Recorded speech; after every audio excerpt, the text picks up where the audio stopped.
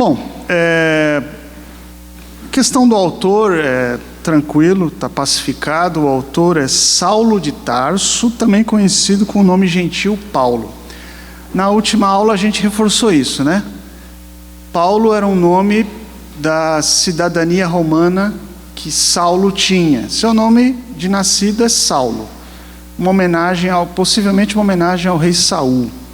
Tem a mesma origem, que é desejado, né? Curiosidade que Lucas vai falando Saulo, Saulo, Saulo até o capítulo 13. Começa no 7. Estuda a recapitulação da aula passada, tá bom, irmãos? No capítulo 7, no episódio de Estevão, no seu discurso maravilhoso, e depois ele é apedrejado, quem está presente ali? Saulo, um jovem que estava segurando as capas daqueles que apedrejavam Estevão. E ele é citado como Saulo até o capítulo 13. E a partir do 13, Lucas resolve chamá-lo de Paulo e usa a cidadania, o nome da cidadania romana, a partir dali até o final. Não há nada místico nisso, não há nenhuma transformação, deixou de ser um para ser outro, como a gente vê aí algumas teorias, né? Mas é apenas, Lucas resolveu chamá-lo pelo seu nome gentil. Talvez por conta da pregação forte que Paulo fazia aos gentios, tá bom? Eu vou ficar um pouco de lado para poder usar ao mesmo tempo a apresentação e falar para vocês, tá bom? Isso, a linha do tempo. Nessa linha do tempo, irmãos, aqui é só uma recordação para quem não conseguiu vir domingo passado. O que nos interessa é a partir da conversão de Saulo, que se dá por volta do ano 34, 36, depois de Cristo. Esse DC é depois de Cristo. Em 48 ele já faz uma primeira viagem missionária. Então você vê aí que se passaram 14 anos, né? Nessa primeira viagem missionária, ele praticamente visita as igrejas que estão mais próximas ali do Oriente Médio, que na atual Turquia, tá bom? Inclusive a cidade dele é ali. Tarso é uma cidade que fica para cima da Antioquia. Essa Antioquia fica na atual Síria, tá? Existem várias Antioquias nessa época aí, parece que nós tínhamos 17 cidades com o mesmo nome, Antioquia. Mas essa daí da Síria era a principal delas, tá? Acho que a terceira maior cidade na época da antiguidade, tá bom? E nesse momento que ele passa na primeira viagem, um ano depois ele já escreve uma primeira carta aos Gálatas. Então, o que a gente percebe na Bíblia não é uma ordem cronológica das cartas, mas é uma ordem por tamanho. Colocaram as cartas da maior para menor na Bíblia e não tem nenhuma relação com a ordem cronológica. A primeira carta foi escrita aos Gálatas, tá? Um ano depois, Paulo vai fazer uma visita a Jerusalém, onde ele participa do famoso Concílio de Jerusalém, que é a primeira reunião importante dos líderes da igreja, onde eles decidem a respeito de circuncisão, se precisa ou não precisa, o que o convertido crente precisa fazer. A conclusão desse Concílio de Jerusalém é que aquele que se converte a Cristo não está sob julgo da lei, então não tem necessidade de ser circuncidado, de respeitar o sábado, por exemplo, como os judeus faziam. E eles decidem algumas coisas, contudo, né, decidem que o novo convertido deve se abster da promiscuidade, por exemplo, das relações sexuais fora do casamento, e também de carne consagrada a ídolos, tá? Em 1 Coríntios, Paulo chega a falar sobre essa questão da carne consagrada a ídolos, como nós vimos na aula passada. Aí ele fala um paralelo com o testemunho. Se você cristão, novo convertido, está por necessidade, está passando fome, e tiver a oportunidade de comer essa carne, se lhe for oferecida essa carne, você deve comer, se isso não escandalizar o seu irmão. que também é convertido como você, e ele de repente observava isso como mandamento. Então, o fundamento aqui que Paulo deixa a respeito dessa questão da carne consagrada é o testemunho que você está dando para o seu irmão. Lembrando que Davi comeu os pães da propiciação, para não morrer de fome. Então, veja, não é algo novo que Paulo está trazendo, mas Paulo está apenas, interpretando a vontade de Deus através dos mandamentos. Recapitulando, na segunda viagem, 2 anos depois, Paulo vai fazer a segunda viagem. Nessa segunda viagem, aí sim, ele passa por regiões além do Oriente, e ele começa a entrar naquilo que a gente chama de Europa hoje, tá? Nós vamos ver no mapa, vai ficar mais claro. E aí ele passa em Corinto. Nós vimos que Corinto era uma cidade privilegiada, porque ela ficava num estreitozinho, e nesse estreito de terra, você tinha a possibilidade de ter 2 portos. Um porto apontando para o mar Adriático, que é o mar que tem acesso direto à Itália, e outro porto apontando para o mar Egeu, que é o mar que tem acesso a toda a região ali da Grécia, atual Turquia, e o Mediterrâneo, que aponta para o Oriente. Tá? Nós vamos ver no mapa, vai ficar mais claro. Nesse momento, em Corinto, Paulo escreve aos Tessalonicenses.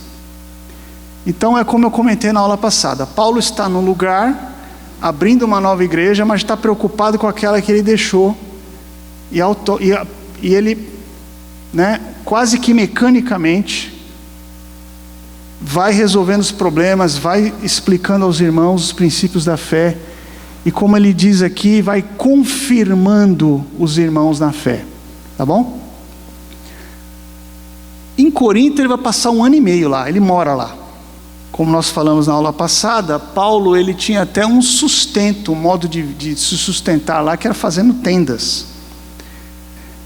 Isso desagrada um pouco os irmãos de Corinto, porque Corinto era uma cidade pujante, era uma cidade economicamente forte. Ela tinha sido reconstruída por um dos imperadores romanos por volta do ano 44 antes de Cristo. Então ela era uma cidade assim, imagine uma cidade nova, rica, com 2 portos, e para onde os aposentados romanos iam. Então eu cheguei até a fazer um paralelo na aula passada, eu disse que era a Orlando, a Miami, daqueles tempos, né? Muito bem, ele mora 1 ano e meio em Corinto e volta para Antioquia, passando por Éfeso. Então, o final da sua segunda viagem missionária, ele passa pela região da Europa, volta para a Turquia, que é onde fica Éfeso, e lá ele escreve a segunda carta aos Tessalonicenses. E aí nós vamos ter um período onde vai ser a terceira viagem missionária. Por que ela é importante, a terceira viagem missionária? Porque ainda em Éfeso ele vai escrever aos Coríntios. Então aí nós vamos ver a primeira carta aos Coríntios, que não é bem a primeira. Calma que a gente já explica. Pode dar um enter, por favor, irmão. Bom, e agora a gente chega na linha do tempo da lição da segunda carta, que é a que nos interessa. Então, recordando, na terceira viagem, Paulo volta a visitar Éfeso, e ali ele escreve a primeira carta aos Coríntios.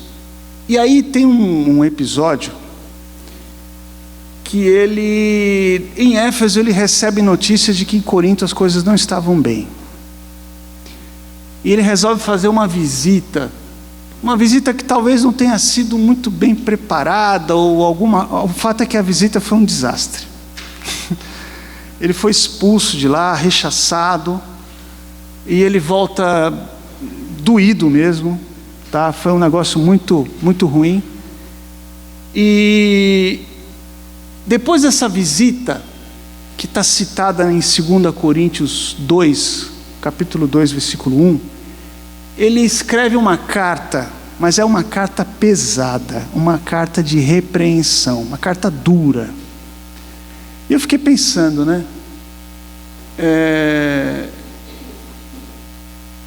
como é importante a gente ser repreendido na hora certa. Porque, e se a gente for olhar o contexto da Bíblia como um todo, a gente vai ver que Deus sempre faz isso. Deus repreende quando precisa repreender. E analisando um pouco mais ainda sobre isso, eu pensei o seguinte: a diferença do verdadeiro profeta, aquele que vem de Deus, e aquele que não vem de Deus, o falso profeta. Qual é a diferença? O verdadeiro profeta de Deus, ele fala aquilo que nós precisamos ouvir. Primeiro, vem de Deus, e ele repassa isso, e seja bom ou seja duro, ele entrega. Quando Paulo repreende os irmãos em Corinto, de maneira dura, e ele reconhece isso, que foi duro, ele está passando uma instrução que vem de Deus para o benefício dos irmãos em Corinto. O falso profeta não, ele já fala coisas amáveis, doces, e é tudo aquilo que a gente quer ouvir. Então essa é a grande diferença. O falso profeta fala aquilo que a gente quer ouvir, e não necessariamente é para o nosso bem, porque a palavra mesmo já diz que o nosso coração é enganoso. Bom, voltando aqui então, ele escreve essa carta dura. Depois ele vai até, ele não aguenta, ele não se aguenta de ansiedade, e ele dá um jeito de fazer uma visita também relâmpago para Macedônia, onde ele passa um certo tempo ali, e ele, na verdade, ele quer saber como é que foi a reação dos coríntios com relação a essa carta pesada que ele escreveu. E a boa notícia é que essa carta deu resultado. Infelizmente essa carta aí, ela se perdeu, tá? E já com a situação mais tranquila, Paulo vai escrever em Éfeso a segunda carta aos Coríntios, que é essa que a gente vai estudar hoje, tá bom? Uma última informação, ainda no contexto da terceira viagem missionária, Paulo vai fazer uma última viagem a Corinto, onde ele passa só o inverno ali, aproximadamente 3 meses. E veja, nesse momento ele escreve para quem? Para os romanos, já como que preparando a sua ida para lá. Detalhe, Paulo não fundou a igreja em Roma. Provavelmente esses cristãos de Roma são frutos daquele Pentecostes, daquelas reuniões que 3.000 pessoas foram convertidas com o discurso de Pedro. E o fato é que essa é uma igreja que Paulo não fundou, mas ali ele estava o quê? Regando. Um planta, o outro rega, e lá na frente alguém vai colher. Às vezes na nossa obra é assim, né? Na nossa vida de obreiro, porque uma vez eu ouvi isso de um pastor, achei maravilhoso. Deus não nos chama apenas para ficar sentado no banco, Ele nos chama para uma obra. E às vezes nessa obra a gente não consegue ver, por exemplo, alguém da nossa casa convertido. Talvez a gente não veja, mas o nosso filho verá. Ou essa pessoa talvez se converta depois que a gente parta, mas o fato é que alguém vai colher. A nossa obrigação é semear e também de regar. Colher, talvez a gente não colha, mas alguém vai colher. Bom, agora eu peço mais um enter aí, irmão, por gentileza. Bom, está um pouquinho escuro, mas eu peço que você tenha paciência com a gente. Essa linha preta tracejada é a segunda viagem. Olha lá o nosso herói ali, o Paulo, lá no cantinho. Estão vendo o Paulo ali? Está vendo ali o Paulo? O nosso herói, missionário. Ele está percorrendo ali por cima, como eu disse na aula passada, na sua segunda viagem missionária, o Espírito não deu a ele o Espírito não o orientou a entrar por dentro da Ásia, que aquela região da Turquia era chamada Ásia, o nome daquela província era Ásia. Então o Espírito de Deus o orientou a não passar ali por dentro, mas que ele margeasse a região. Então ele foi beirando a região da Ásia, e diretamente foi em Troade, que é aquela cidadezinha que está na ponta ali da Turquia. De Troade ele vai para Filipos, de Filipos ele vai para Tessalônica. Interessante que ele vai escrever carta depois para todo esse povo aí, né? Vai escrever carta para os filipenses, vai escrever carta para os tessalonicenses, certo? Aí ele desce de Tessalônica para Atenas, onde ele tem um embate muito importante em Atenas. Eu comentei na aula passada que lá em Atenas, ele disputou com os filósofos no tal do Areópago. Era o nome do lugar, né? Nome esquisito, Areópago. Mas eles estavam lá disputando, porque era um costume na época, né? Os filósofos, as pessoas entendidas, elas ficavam ali debatendo as questões. Um falava uma coisa, o outro refletia, pensava, falava em cima. Concordava, não concordava, mas o importante era discutir. Não uma discussão agressiva, mas era uma discussão, como se diz, em alto nível, né? No nível das ideias, no nível filosófico. E Paulo estava ali com eles. E lá em Atenas acontece uma coisa importante. Paulo lembra do Deus desconhecido que eles têm lá, em Atenas. E Paulo usa esse monumento ao Deus desconhecido, que na verdade não tinha forma, porque eles não sabiam qual era a forma do Deus desconhecido. E Paulo usa isso para falar do Deus verdadeiro e único. Só que quando Paulo fala da ressurreição de Cristo, aí ele toca num ponto muito complicado para os gregos.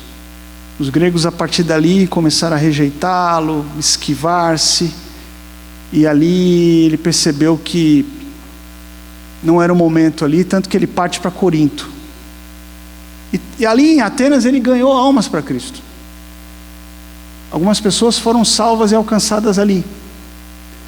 Mas ele sabia que a missão dele não era ali, então ele continua e vai para Corinto, que aquela é uma cidadezinha que está naquela região chamada Acaia ali embaixo. Aquilo ali não é uma ilha, tá? Aquilo está ligado com a região de cima ali. Naquela época não tinha o termo Grécia. Como eu comentei com os irmãos na aula passada, a Grécia como nação surge a partir do século XIX, muito depois disso daqui. A região era chamada de Acaia. E uma curiosidade, durante muito tempo, tudo isso daí foi Império Otomano. Durante muito tempo, séculos, isso daí foi domínio dos turcos. Interessante, né? Bom, e está lá Corinto. De Corinto, depois dele morar 1 ano e meio, ele vai para onde? Para Éfeso, como nós falamos ali, tá vendo? Acompanha a setinha ali que ela está indo para a direita aqui, ó. E lá em Éfeso, depois ele volta para Antioquia e finaliza a sua segunda viagem missionária. E aí tem a terceira viagem, olha ele chegando ali com a setinha azul. A terceira viagem ele já passa por dentro da Ásia Menor. Então ele já está autorizado pelo Espírito a pregar a palavra de Deus ao pessoal que está ali na Ásia Menor.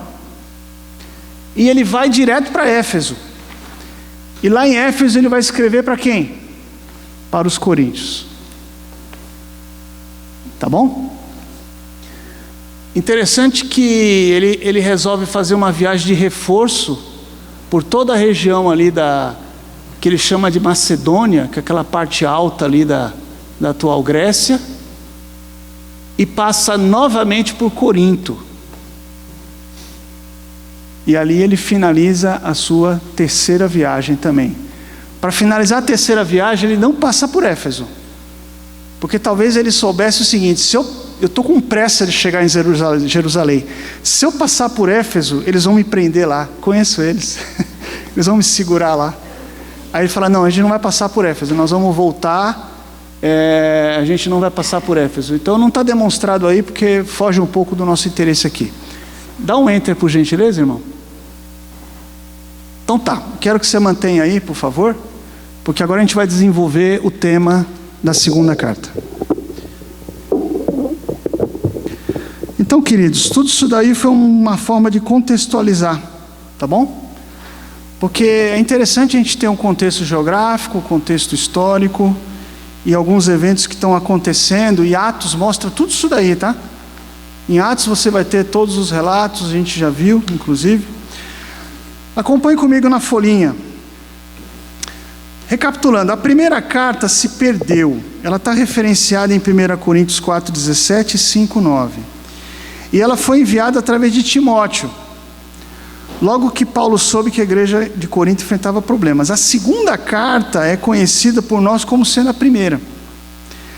A terceira, que é aquela carta dura, resultado da viagem dolorosa, que foi mandada através de Tito, ela também se perdeu.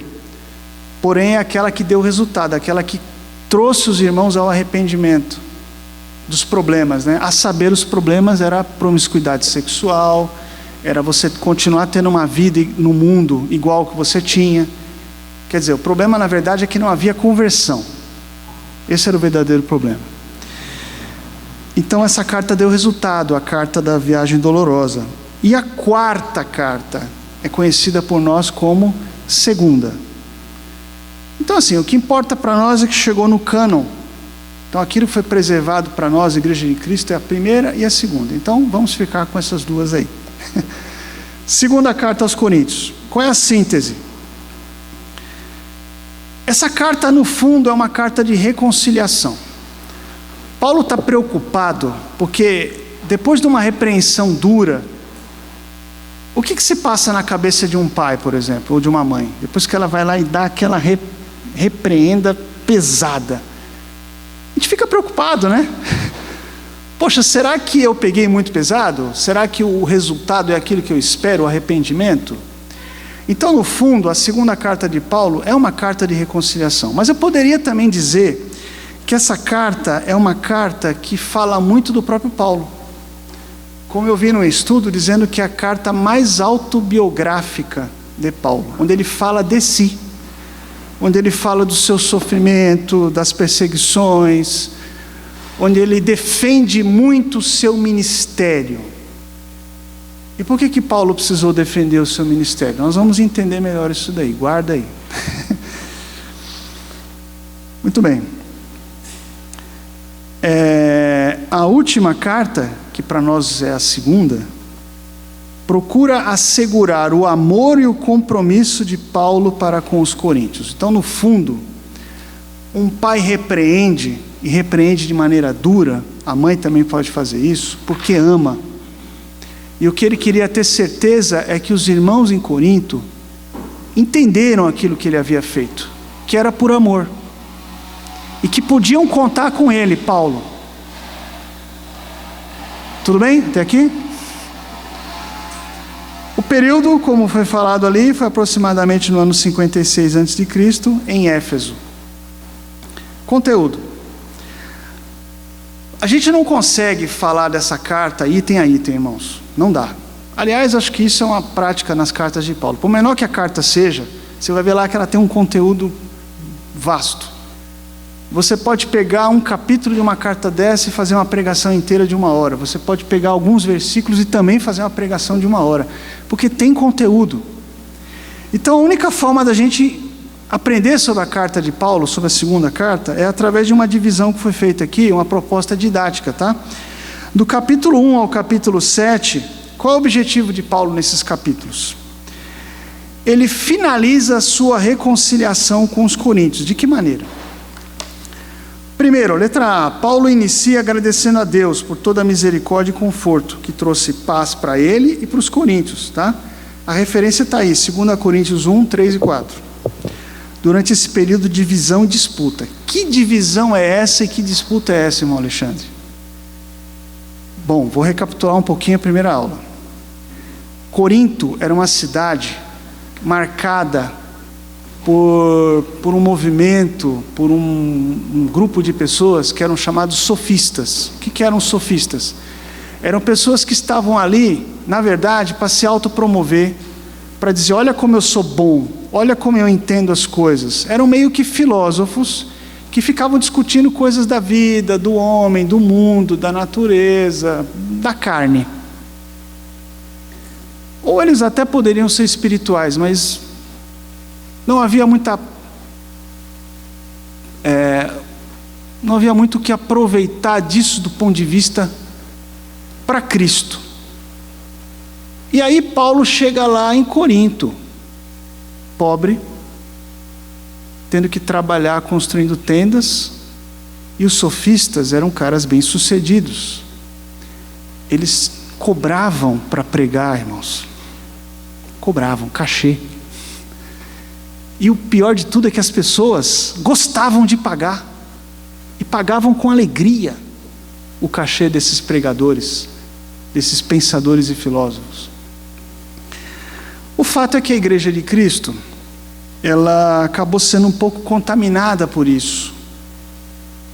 Talvez não de forma maquiavélica, não tenha sido um movimento para destruir a igreja, mas o fato é que alguns dos irmãos que se tornaram líderes em Corinto, eles estavam pregando a palavra verdadeira, mas eles tinham toda uma habilidade oratória, eles tinham todo uma capa de sucesso, e era disso que os coríntios gostavam de ver. E aí quando eles viam Paulo, pobre, de certa forma até rude no falar, tem uma coisa interessante, eu não imaginava, mas Paulo reconhece na segunda carta que ele falava de maneira rude, talvez uma maneira muito sintética, muito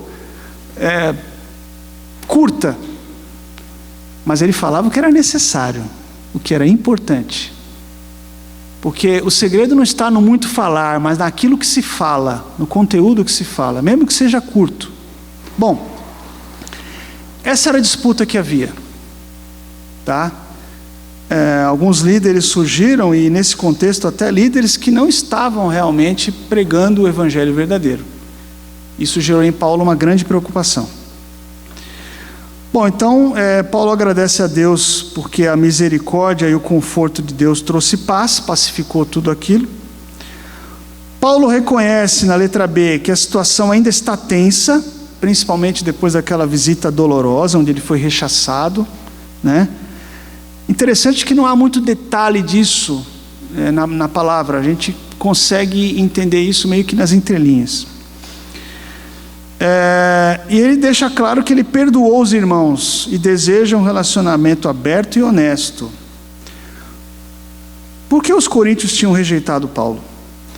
Porque Paulo, como eu disse, Paulo era pobre, tinha uma vida escassa de muito trabalho e sofrimento, além de não ser um orador muito impressionante. Quando os irmãos conheceram outros líderes com grande habilidade oratória e ricos, passaram então a rejeitar Paulo, ficaram com vergonha. Então veja, é aquela história, né? Nada que não aconteça hoje nos dias atuais. Nenhuma semelhança. Estou brincando, né, irmãos? Letra C. Aqui tem um ponto importante, tá? Paulo responde que essa rejeição a ele, na verdade, é uma rejeição ao próprio Jesus. E descreve a si mesmo e a todos os irmãos como escravos ou servos, cativos do Rei Jesus. O trabalho de Paulo não é impressionar os outros, mas sim apontar para as pessoas aquele com A maiúsculo, que é impressionante, Jesus. Essa referência, acompanhe comigo, está em 2 Coríntios capítulo 4, versículo 5. Eu peço que você anote aí, tá? Por minha falha, eu omiti essa referência importante no estudo. Então, se você puder, anote aí. Capítulo 4, versículo 5. Eu vou ler aqui para os irmãos. Porque não pregamos a nós mesmos, mas a Cristo Jesus, o Senhor. E nós mesmos somos vossos servos por amor de Jesus. Então veja, aqui Paulo, numa única frase, olha a capacidade de síntese desse homem, é impressionante. Numa única frase, ele fala um monte de coisa aqui. Primeiro, quando ele fala, Cristo Jesus, o Senhor, ele não está falando de Jesus homem, o Galileu, o Nazareno, o que teve seu ministério marcado nos últimos 3 anos da sua vida terrena. Ele está falando aqui já do Cristo, o Messias, o ungido. Ou seja, ele completou a sua obra, ele é o Senhor, ele foi glorificado por Deus Pai. Então, veja o nível de síntese. E aí Paulo diz o quê? Que na verdade todos somos servos desse Cristo Jesus, o Senhor. Então é assim que ele se apresenta e é assim que ele responde à questão de ser rejeitado.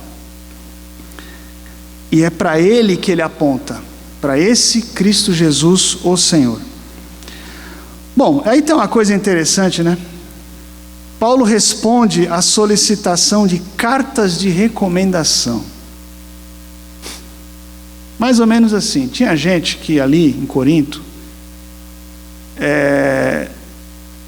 talvez aqui, eu estou supondo, talvez pessoas que não tenham acompanhado aquele 1 ano e meio de Paulo. Sabe as pessoas que vão se chegando? Talvez irmãos até mesmo que acompanharam Paulo naquela época e aí a cabeça foi feita, né? E aí eles começaram a perguntar, tá, mas que credenciais você tem para ser o nosso líder? Manda aí o seu currículo, né? Qual é o currículo que você tem, Paulo? Isso deixa Paulo um pouquinho chateado, né? Um pouquinho bravo. Essa referência está no capítulo 3, de 1 a 3. O que importa é que ele diz assim, olha, o meu currículo são vocês. Vocês são o testemunho da minha obra.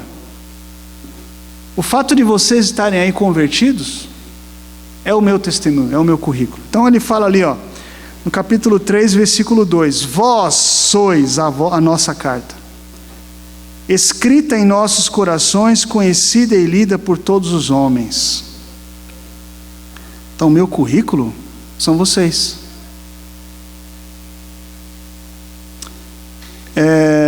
Letra E. Paulo faz a comparação entre a antiga aliança entre Deus e Israel, que era mediada por Moisés, com a nova aliança entre Deus e os coríntios. Veja que aqui ele personaliza. Ele poderia dizer entre Deus e os cristãos. Porque talvez naquela época o termo cristão ainda não fosse um termo muito usado, mas ele personaliza entre Deus e vocês, coríntios. É como se nós aqui no contexto atual falássemos assim, a aliança entre Deus e a Igreja Evangélica Batista Moriá. Entende? Personaliza. Torna aquilo mais íntimo. Então ele diz o seguinte, essa aliança, essa nova aliança, ela é mediada por Jesus Cristo e o Espírito Santo. Qual que é o versículo-chave aí? Na verdade não é um versículo só não, é a partir do 7 até o 18 que ele faz essa comparação. O que eu vou chamar a atenção de vocês aqui? Acompanha comigo no 7. Estou no capítulo 3, tá, irmãos? E se o ministério da morte, gravado com letras em pedras, por que ele fala ministério da morte? Tá? Ele está falando aqui da lei. É que a lei, na verdade, ela aponta para o que é errado. Como a gente viu lá em Romanos, a lei é um farol que tem a capacidade de mostrar a pedra, mas ele não remove a pedra. Ele fala, tá ali, o pecado tá ali, tá vendo a pedra ali, tá chegando perto. E ele vai iluminando aquela pedra. Quem remove a pedra, irmãos? A graça. A nova aliança remove a pedra. A nova aliança remove o pecado, a morte.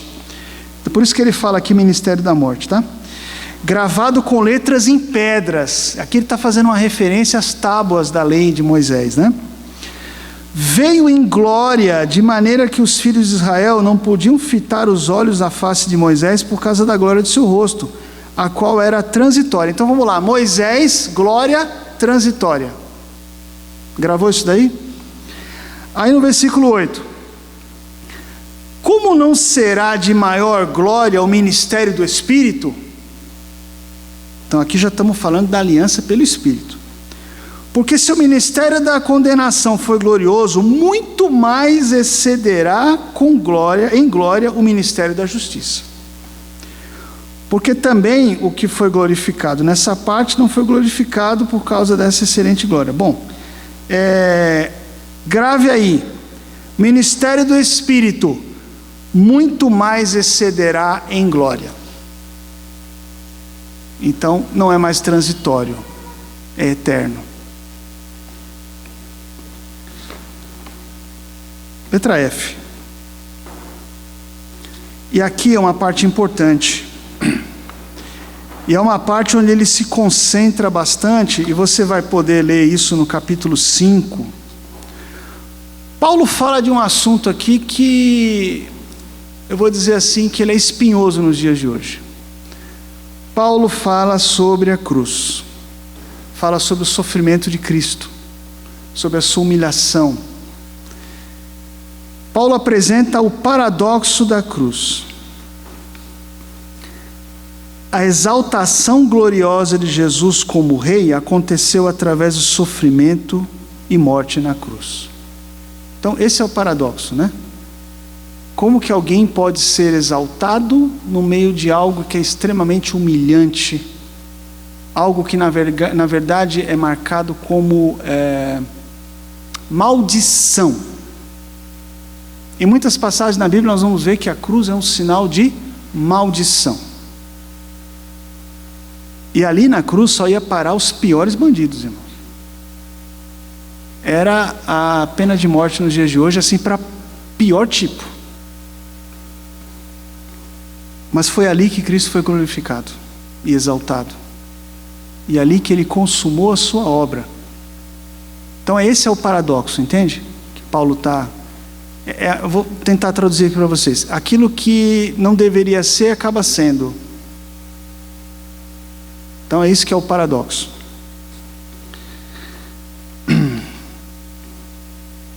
A exaltação gloriosa de Jesus como rei aconteceu através de seu sofrimento e morte na cruz. A cruz revela a salvação de Deus, pois Jesus morreu pelos nossos pecados. Revela também o caráter de Deus, pois foi demonstração do seu amor incondicional. E representa uma nova forma de vida, a vida cruciforme. Eu achei interessante essa palavra que nesse estudo que eu encontrei, uma vida cruciforme, ou de imitação da cruz. Assim, Paulo defende seu ministério baseado em humildade, sofrimento e pobreza, de modo que ao ser rejeitado, é o próprio Cristo que está sendo rejeitado. Então Paulo no fundo está dizendo assim, você vai poder entender isso no capítulo 5. Coríntios, vocês estão me rejeitando porque eu sou pobre, porque eu sou humilde, mas não se esqueçam, o nosso Salvador consumou a sua obra numa cruz, onde ele foi ultrajado, humilhado, dilacerado, vilipendiado, amaldiçoado. Ali ele também carregou sobre si todos os nossos pecados. E ali ele morreu, mas ele ressuscitou. E com isso ele venceu a morte. E meu ministério, Paulo defende, meu ministério é isso, meu ministério é baseado na humildade, na simplicidade, no sofrimento, por que não? Essa carta aqui aos Coríntios, a segunda, Paulo vai falar muito sobre as coisas que aconteceram com ele, né? Ele cita inclusive que ele teve que ser resgatado de um cesto, depois de ter sido apedrejado, numa das passagens, né? Numa das suas viagens. E era comum, era assim, né, irmãos? Paulo chegava numa cidade e pregava na sinagoga. E ali alguns se convertiam. Mas ali alguns se levantavam contra ele, a ponto de querer matá-lo. Isso acontecia quase que de maneira unânime. Por onde ele passava se repetia esse ciclo. Aí Paulo percebe que, poxa, peraí, eles estão fazendo isso? Então tá bom, tem um povo que precisa ouvir, eu vou pregar para os gentios. E é ali que Paulo se concentra, mas ele sempre passa primeiro na sinagoga, tá? Não esquece dos irmãos judeus. Muito bem. Aí tem uma divisão também do texto, que é o do 8 ao 9. Paulo vai abordar um tema, que é o tema da generosidade esquecida. vou contextualizar aqui para os irmãos entenderem. Os cristãos judeus em Jerusalém passaram pela pobreza devido a uma crise de fome. Aconteceu naquela época uma grande fome na região da Judéia. Paulo estava arrecadando dinheiro entre as novas igrejas que ele começou. A maioria cheia de não-judeus, ou seja, gentios. Paulo pediu que todas as igrejas enviassem um presente de ajuda, uma oferta. A gente fala hoje em dia de oferta, né? Naquela época ele falava presente. Como um símbolo da sua unidade em Jesus. Por que símbolo da unidade, irmãos? Porque se somos novos convertidos, somos por conta de Cristo. E cada um é importante para Cristo. Então, se tem irmão passando necessidade, a gente não pode continuar a vida como se nada tivesse acontecendo. É por isso que um dos ministérios mais importantes da igreja, no meu ponto de vista, tá, irmãos? É o ministério da assistência. Porque é o que Paulo estava fazendo aqui. Paulo era espiritual? Muito. Paulo experimentou dons espirituais poderosos da parte de Deus? Muito. Na próxima carta de Efésios nós vamos ter algumas revelações muito importantes do poder de Deus através de Paulo. Através de Paulo. Poder de Deus. Tá? Deixando bem claro. Mas Paulo se preocupava com um ministério bem prático, bem palpável. Um ministério que envolve isso aqui, ó. O estômago. A assistência aos irmãos necessitados. Então isso era um símbolo da unidade em Jesus. Mas os coríntios, no meio de todos os problemas e conflitos com Paulo, não haviam poupado para o presente, ou seja, eles não tinham separado a oferta. E Paulo entendeu que isso não era apenas uma questão de ter dinheiro ou não ter dinheiro.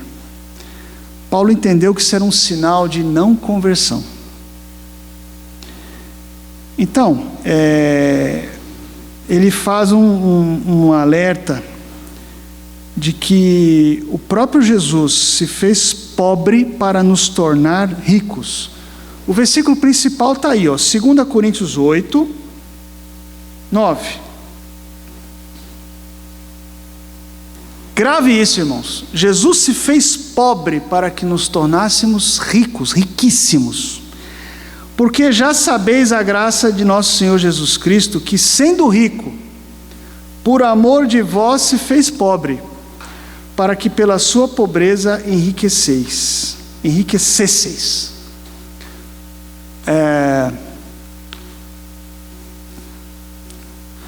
Se o novo convertido tem condição de ajudar, ajude. Se não tem, ajude também. Do pouco que nós temos que dar um jeito de ajudar, irmãos. Tá? Bom, isso era uma parte importante. E aí na letra B, vou avançar um pouquinho aqui por causa do tempo, tá? Paulo exorta os irmãos para colaborarem com liberalidade. O que é liberalidade? Com abundância. Oferta de maneira que você vai suprir o necessitado. E reforça a importância desse ministério como sendo uma forma de dar graças a Deus. Aí eu vou pedir que você faça uma correção. Está com a caneta aí? É 2 Coríntios capítulo 9, versículo 11. Não é o 8, 11 não, senão você vai se confundir todo. Então eu peço que você corrija aí, tá? O que diz lá, 2 Coríntios 9, 11? Para que em tudo enriqueçais, para com toda beneficência, a qual faz que por nós se deem graças a Deus. Então olha só, de novo, né? Paulo numa única frase tem um grande conteúdo. O que Paulo está dizendo é assim: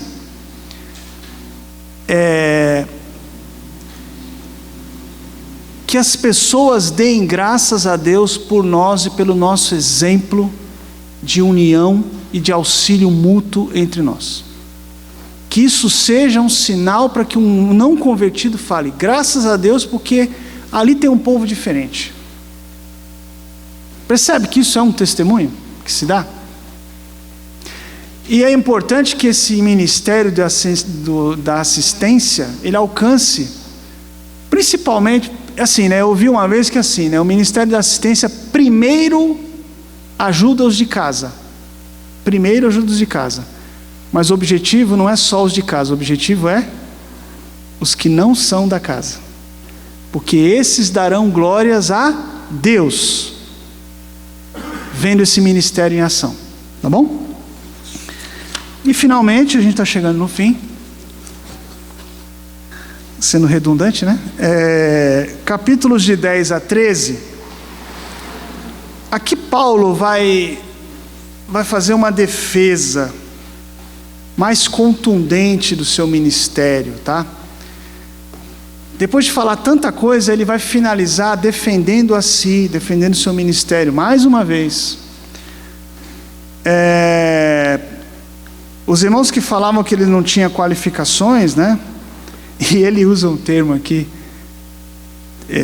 ele fala dos excelentes apóstolos. Isso está no capítulo 11, versículo 5. Porque penso, ele falando, né? Porque penso que em nada fui inferior aos mais excelentes apóstolos. Eu não posso presumir aqui que ele está sendo sarcástico, irônico. Eu creio que não. Eu creio que ele não está dando uma espetada em ninguém aqui não. Mas algumas pessoas interpretam essa passagem como ele dizendo assim, olha, os super apóstolos. Existe isso hoje, irmãos? Super apóstolos? Como uma vez eu ouvi uma pessoa que dizia que tinha todos os dons do Espírito. Misericórdia, quem sou eu para julgá-lo, mas enfim. Enfim, Paulo está dizendo que ele pensa que em nada foi inferior a esses excelentes apóstolos. E aí ele vai fazer uma defesa dizendo o seguinte, olha, eles conhecem a Bíblia? Eu conheço muito. Sou fariseu. Ele poderia dizer, fui criado aos pés de Gamaliel, neto de Gamaliel, o velho. Ou seja, gente importante. Ele poderia dizer assim, esses super apóstolos conhecem Jesus? Jesus veio ter comigo no caminho de Damasco, falou comigo, já ressurreto, ele falou comigo. Vocês conhecem Jesus? Ele falou comigo. Eles pedem dinheiro para vocês? Eu nunca pedi. Nunca pedi dinheiro para vocês. Nunca fui um fardo para vocês. Então Paulo faz uma defesa contundente aqui nos últimos capítulos da carta, né? Essas referências você vai encontrar lá em capítulo 11, principalmente o versículo 6 e 7, se quiser marcar aí, e também os versículos 3 e 4, tá? 3 e 4. Bom, na parte final da carta, Paulo reforça que não devemos nos gloriar em nós mesmos. Aqui tem uma parte importante dessa carta, bem conhecida. Mas se a gente tiver que se gloriar, que a gente se glorie no Senhor. Ou no máximo, se você quiser se gloriar em alguma coisa tua, se glorie, de novo paradoxo, né? Se glorie nas suas próprias fraquezas. Por que isso? Vamos ler, porque essa parte eu considero como uma pérola aqui do... Primeiro, o 10:17. O 10:17 diz assim, aquele porém que se gloria, glorie-se no Senhor. Aí o 11:30,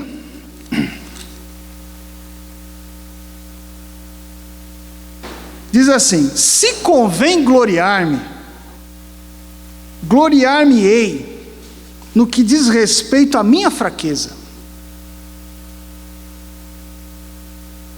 E o 12:10 é a conclusão de uma passagem maior que eu faço questão que a gente leia, que vai do 7 ao 10. Na minha conversão, essa passagem foi muito importante.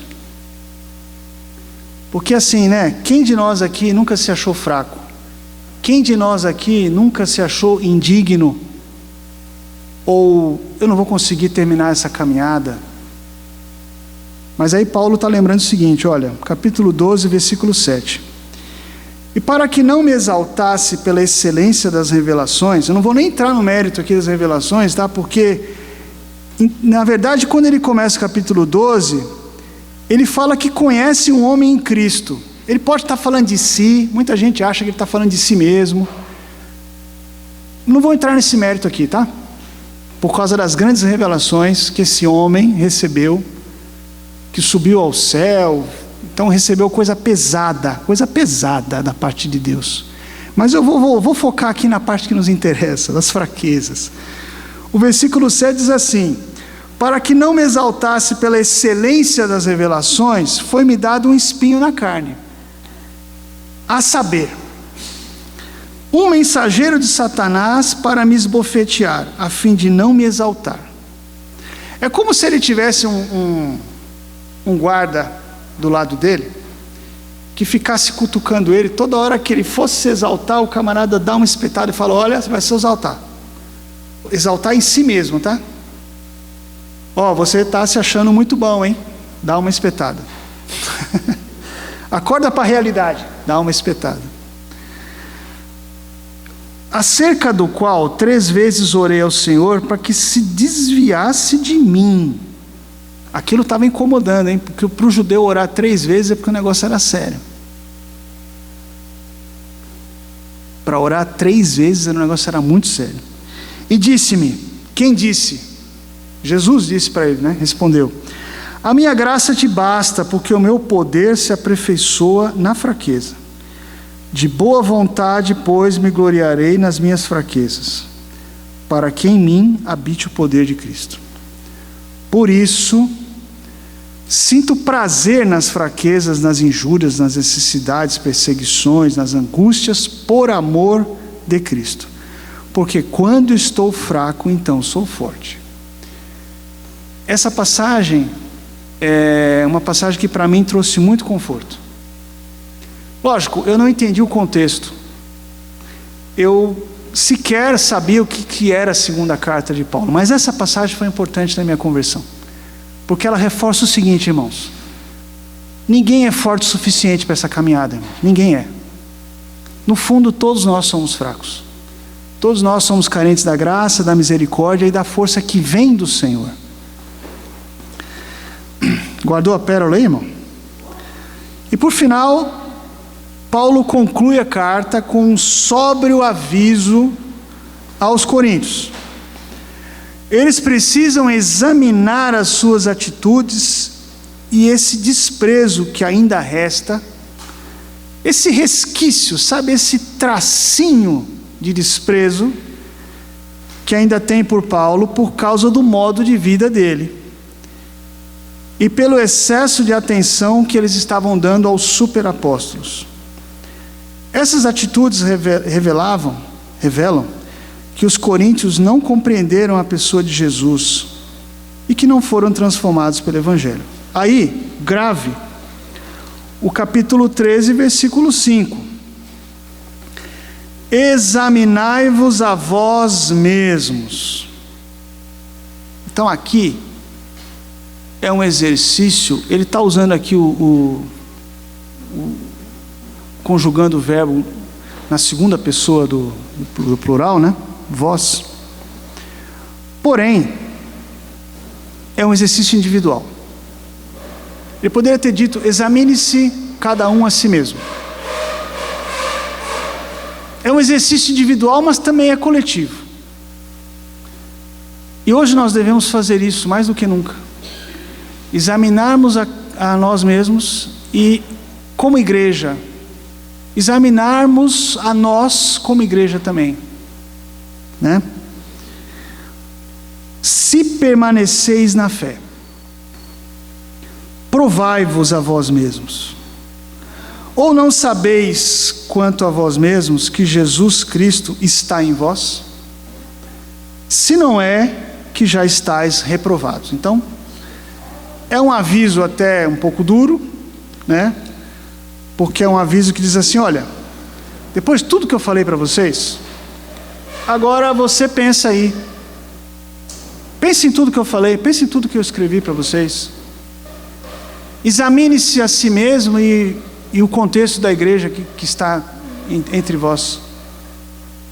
E lembre-se que Jesus está com vocês. E aí ele no finalzinho fala, se é que ele está. Né? Que é para dizer, olha, toma cuidado.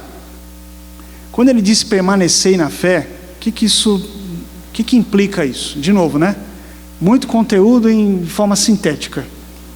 Às vezes uma pequena frase tem muita coisa a dizer. Permanecer na fé, junto com examinar a si mesmo, significa o seguinte: a palavra está sendo seguida, a palavra verdadeira está sendo pregada, eu estou ouvindo aquilo que eu preciso ouvir ou estou ouvindo só coisas agradáveis? Eu estou sendo confrontado com minha natureza de velho homem, ou minha natureza de velho homem está sendo afagada? Então a gente tem que sempre examinar, irmãos. Isso é uma coisa que eu admiro na Igreja Batista. E não é uma exclusividade aqui de Moriá não, tá? Também observei isso em outra igreja que eu fui. Permanecer na fé é um ato de examinar. Observar, examinar, compreender, ter o entendimento. Você lembra na primeira carta, na aula passada? Está no YouTube, tá? A questão da ordem no culto, a questão dos dons espirituais, mas principalmente entender o que está acontecendo. Você lembra que é o amor o centro de tudo? Por amor, aquele que está com um dom ali de língua estranha, ele vai ficar quieto se não houver revelação, se não houver interpretação. Por amor, um vai ficar quietinho enquanto o outro fala. Por amor, nós vamos procurar entender o que foi escrito para nós. Porque é isso que Cristo quer de nós. Bom, vamos concluir.